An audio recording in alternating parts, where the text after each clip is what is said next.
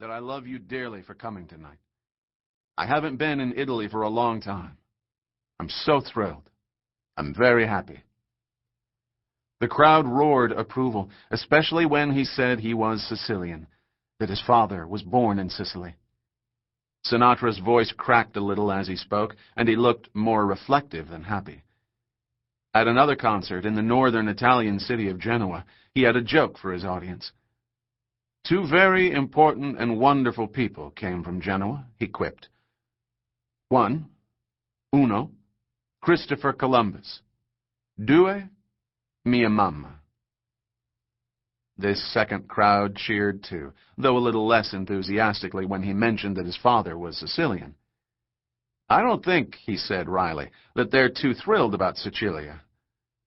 It was a nod to northern Italians' feelings about the island off the southernmost tip of the country. They looked down on its people as backward and slothful, and because, as all the world knows, it is synonymous with organized crime. It is the island of fire and paradox, the dismembered foot of the leg of Italy. Sicily, at 10,000 square miles, the largest island in the Mediterranean, a cornucopia of history that remains more remote and mysterious than anywhere in Europe. The island's story has been a saga of violence. Its ground heaved to earthquakes, and its volcanoes spat fire and lava long before Christ. Its population carries the genes of Greeks and Romans, of Germanic Vandals and Arabs, of Normans and Spaniards, all of them invaders who wrote Sicily's history in blood. "Sicily is ungovernable," Luigi Barzini wrote. "The inhabitants long ago learned to distrust and neutralize all written laws." Crime was endemic, so alarmingly so that 100 years ago the island's crime rate was said to be the worst in Europe. By then, the outside world had already heard the spectral name that has become inseparable from that of the island: Mafia. The origin of that word is as much a mystery as the criminal brotherhood itself. But in Sicily, Mafia has one meaning, and Mafia, with an uppercase M, another. For the islanders, in Barzini's view, the word Mafia was originally used to refer to a state of mind, a philosophy of life, a concept of society, a moral code. At its heart is marriage and the family, with strict parameters. Marriage is for life, divorce unacceptable and impossible. A man with possessions or special skills was deemed to have authority, and known as a padrone. In Mafia, with a small m, those who lived by the code and wielded power in the community were uomini rispettati, men of respect. They were supposed to behave chivalrously, to be good family men, and their word was their bond. They set an example, and they expected to be obeyed. The corruption of the code and the descent to criminality was rapid.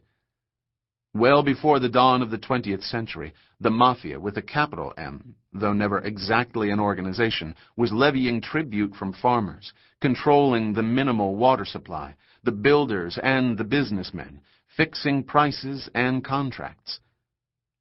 Cooperation was enforced brutally. Those who spoke out in protest were killed, whatever their station in life. The Mafia made a mockery of the state, rigging elections, corrupting the politicians it favored, and terrorizing opponents.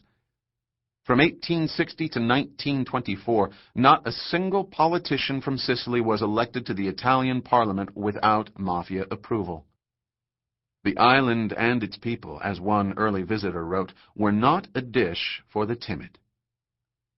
Frank Sinatra's paternal grandfather grew up in Sicily in the years that followed the end of foreign rule, a time of social and political mayhem. His childhood and early adult years coincided with the collapse of civil authority, brutally suppressed uprisings, and the rise of the Mafia to fill the power vacuum.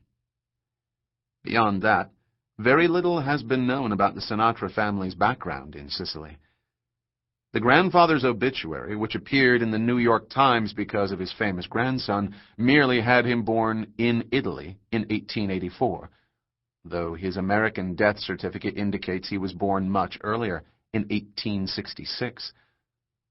Twice, in 1964 and in 1987, Frank Sinatra told audiences that his family had come from Catania, about as far east as one can go in Sicily. Yet he told one of his musicians, principal violist Anne Barak, that they came from Agrigento on the southwestern side of the island. His daughter Nancy, who consulted her father extensively while working on her 2 books about his life, wrote that her great-grandfather had been born and brought up in Agrigento. His name, according to her, was John. In fact, he came from neither Catania nor Agrigento, was born earlier than either of the dates previously reported, and his true name was Francesco. In the American rendering, Frank.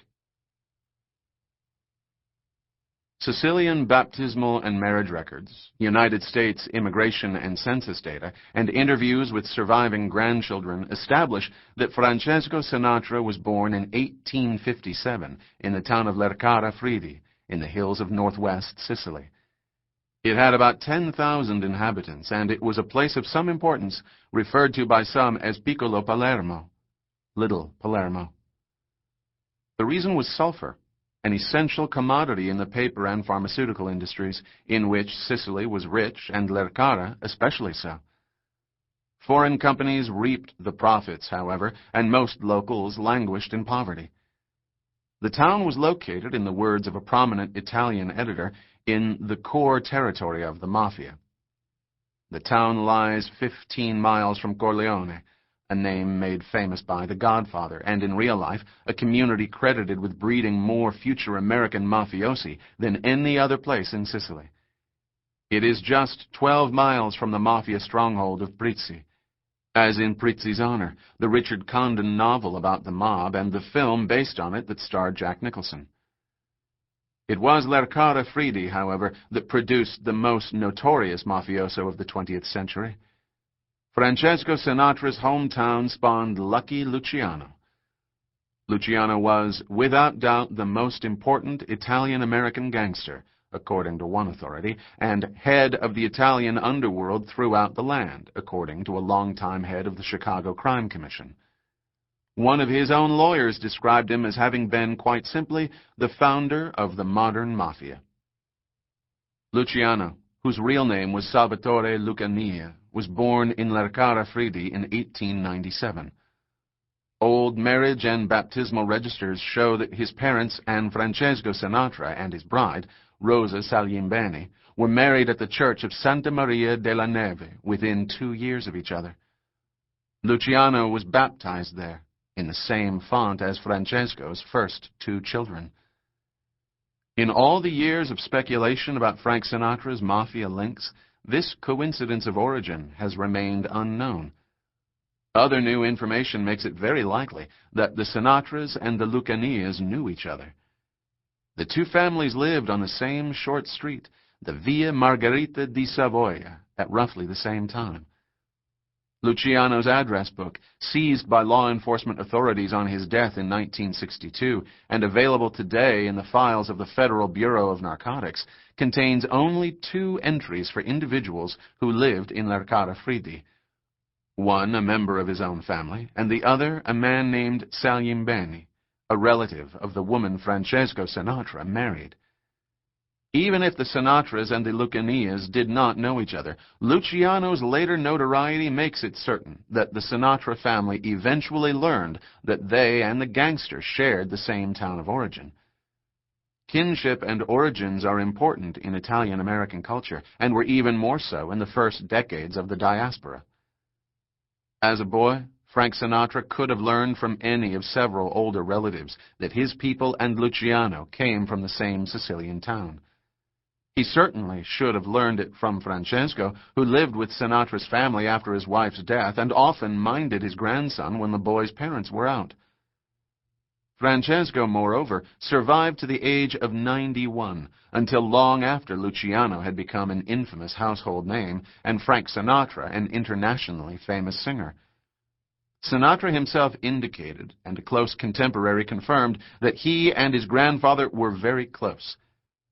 Late in life, he said he had gone out of his way to check